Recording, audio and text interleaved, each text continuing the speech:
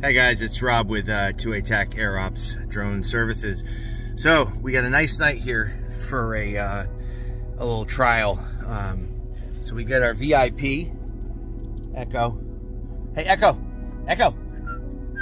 Hey bud. So he's gonna be our missing animal, and we get kind of a fun way to keep him out in the woods a little bit without tying him up. You'll see, he'll enjoy this. And the very little illumination. In fact, it's almost pitch black outside right now. I got a flashlight aimed at the ground so it doesn't look like a horror movie, but it's looking like a horror movie. Anyway, yeah, it's very dark, and there's almost no moon illume. Anyway, we're gonna get this going. All right, guys, I'm at the Echo drop-off point.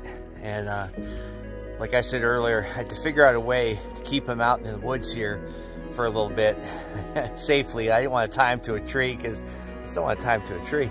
So I came up with this devious plan. This, oh, you can see it. This is called the Echo Bomb. So it's one of Echo's pup cups, and it's filled with peanut butter, and it's hanging. So, and I'm honestly like maybe 250, maybe 300 feet, maybe 100 meters tops from my truck. But this will give me enough time to get back, launch the drone, and show you guys what it looks like when the dog is fiercely licking at a cup trying to get out peanut butter. All right, so anyway, we'll try that. All right, folks, here we are on the ground getting ready to go up. If you are wondering, those are the Firehouse Arc 5 anti-collision lights. I've got 2 in the front and 2 in the back. Okay, and we go up. We're going to put the gimbal down at 90 degrees. You can see it's a very dark evening. Switch to IR. Notice with IR, fresh footprints tend to show up very easily. You can see all the little Echo footprints there. You can see me. You can see my truck. The engine compartment is very warm. It's very noticeable. Okay. Now, obviously, we're going to find Echo. That's not the point of this video. The point is to show the same location that we were in on the last video and show how incredibly different and frankly much easier a night search is for a person or an animal that is warm. I mean, you're going to see him here in a second. It's not hard to find him. We're at 311 feet. To put that in perspective for some people, that is a football field. And you can see off to the right, there's some bodies of water that tends to hold heat. That's not uncommon. And there's Echo just trying to get as much peanut butter as possible from that cup. If there were other animals out there, there could be a little animal off there to the right. Possibly that could be some water. But I mean, even at 300 feet, we can see movement. And that's part of what I was trying to do with the cup hanging from the string. I knew he'd be moving around too. Now I just switched to split screen, and on the right is the night camera without the IR. If we were in a city, we would be seeing plenty of things on the right, but obviously we're not. And this is just to show you that that side of the camera is basically useless. So here we'll pull out again. There could be that possibly a small little animal off there to the right, not 100%, but this is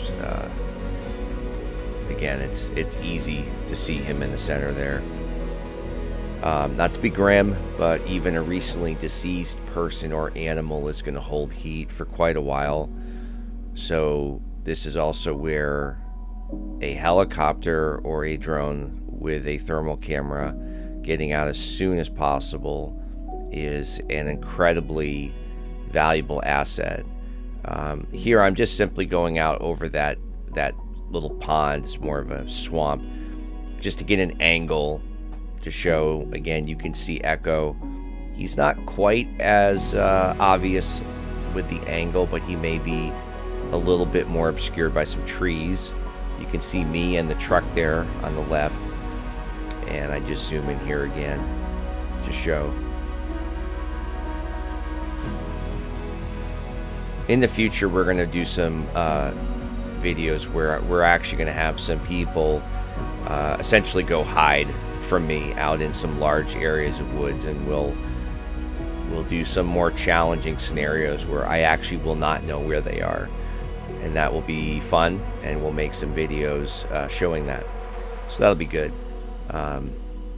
What I'm going to do now is I'm just going to replay some shortcuts from this area when we went during the day. All right, folks, here we are back during the day, same location, probably within 50 feet of the where Echo was. You can see him. He's pretty obvious right now because we're zoomed in. You can see I'm waving. White lab on top of snow, though, is kind of hard to see. So here we are. We're zoomed in pretty good here. This drone has a 56 power zoom. We're at 393 feet, basically 400 feet, which for all intents and purposes is the max elevation in most circumstances for drones. But you can see now, as we've backed out the zoom, we are mostly disappeared. Now, we go to IR, significantly different day to night.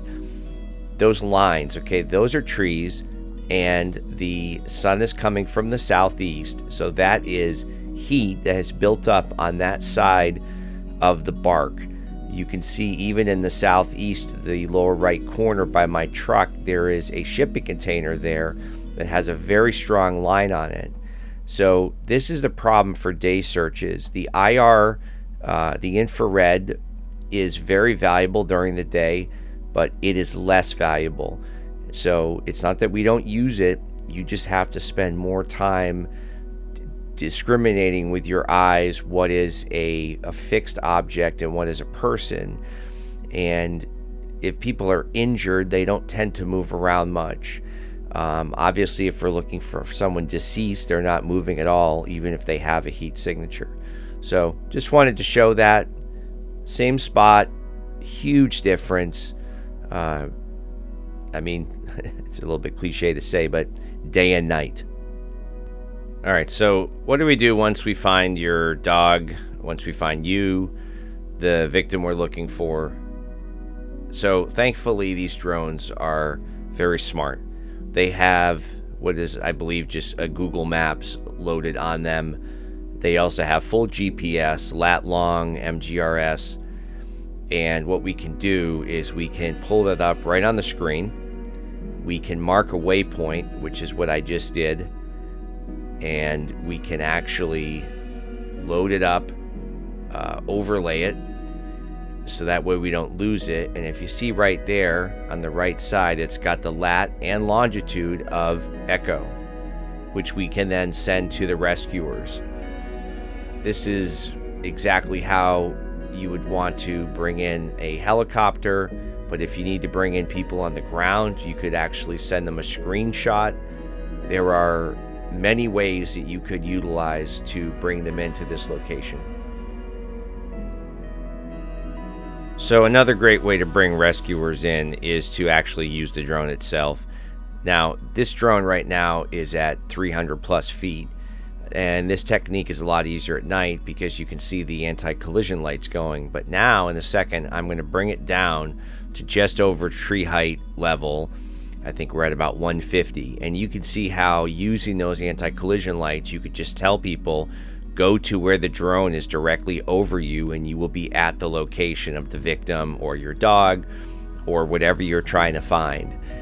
These drones get about 40 minutes to 45 minutes in ideal conditions. In less than ideal, typically 35 minutes and less of airtime.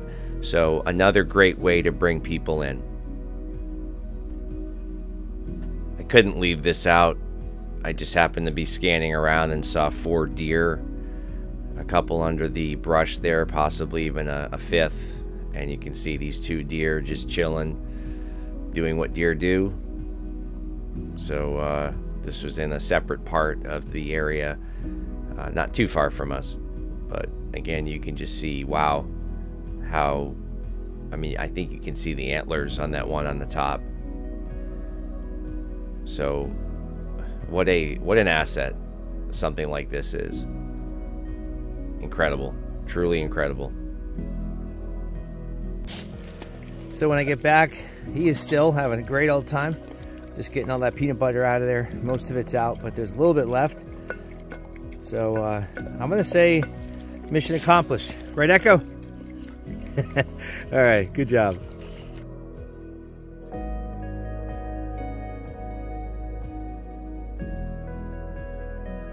I know it's going to be hard to see, but Echo is still attacking this cup. There he is. And my entire truck smells like peanut butter.